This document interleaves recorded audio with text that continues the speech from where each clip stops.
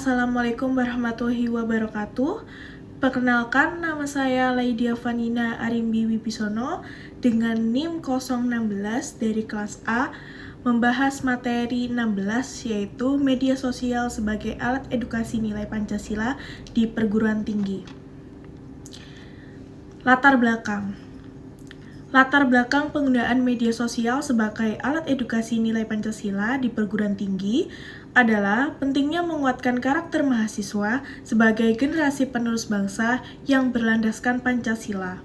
Di tengah arus digitalisasi yang mengubah cara interaksi dan pembentukan karakter, serta menghadapi tantangan seperti penyebaran hoaks, ujaran kebencian, dan menurunnya semangat gotong royong di ruang digital.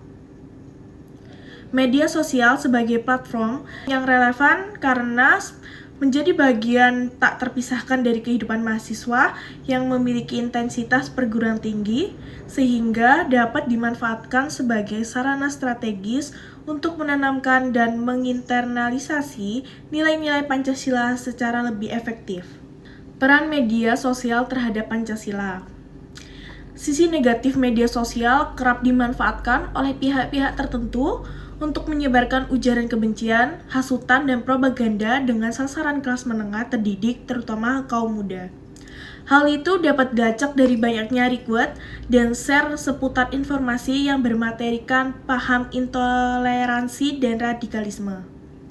Tentu saja paham ini yang jauh dari semangat Pancasila, termasuk meningkatnya peredaran konten yang mengkampanyekan ideologi alternatif dan berseberangan dengan Pancasila. Nilai-nilai Pancasila. 1. Ketuhanan yang Maha Esa, yaitu menjaga etika dan sopan santun di dunia maya.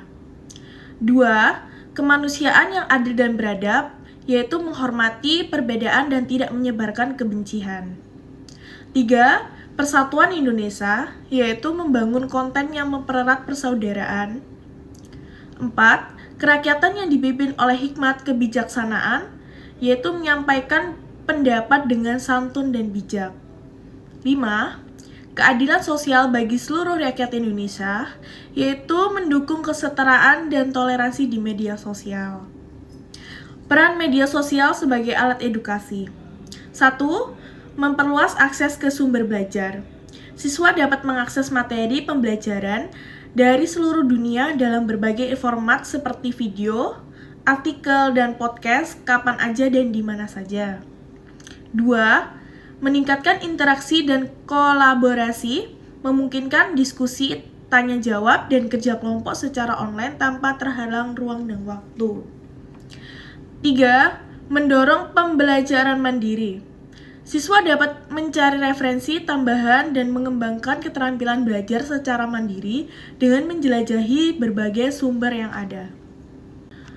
Di sini ada contoh implementasi di perguruan tinggi, yaitu yang pertama, lomba konten Pancasila digital, yaitu seperti mahasiswa membuat video kreatif di TikTok atau Instagram tentang nilai gotong royong, toleransi, dan persatuan. Yang kedua, yaitu proyek kuliah Pancasila digital, yaitu tugas mahasiswa berupa kampanye digital seperti poster, reels di Instagram, podcast bertema nilai kebangsaan. 3. Akun edukasi kampus, yaitu universitas membuat akun resmi seperti Instagram, YouTube, TikTok yang rutin membagikan konten edukatif Pancasila. 4. Pemanfaatan teknologi, yaitu penggunaan platform pembelajaran daring untuk meningkatkan akses materi perkuliahan. Di sini ada tantangan dan solusi. Tantangan, di informasi hoaks, ujaran kebencian, atau intoleransi, penyebaran informasi palsu dan konten yang memicu konflik sosial atau polarisasi menjadi hambatan dalam penanaman nilai persatuan, kemanusiaan, dan keadilan.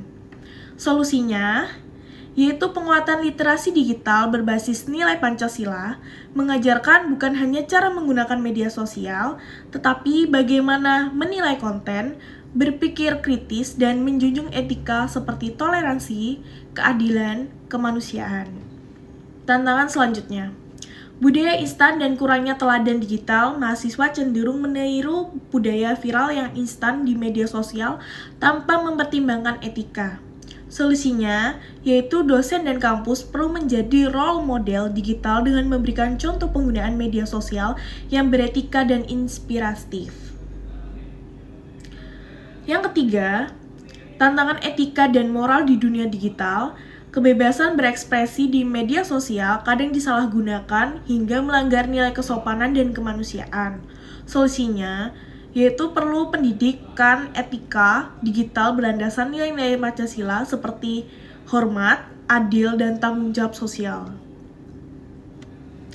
Kesimpulannya, yaitu seharusnya kita sebagai mahasiswa menggunakan sosial media tidak boleh bertentangan dengan nilai-nilai Pancasila. Pada media sosial biasanya dapat memecah para netizen dengan menyebarkan berita-berita yang bertentangan dengan nilai Pancasila. Dan mahasiswa sebagai pemuda haruslah menjadi orang yang paling memahami serta mempraktikkan nilai-nilai Pancasila dalam kehidupan sehari-hari. Oke, terima kasih. Sekian materi presentasi dari saya. Saya tutup. Assalamualaikum warahmatullahi wabarakatuh.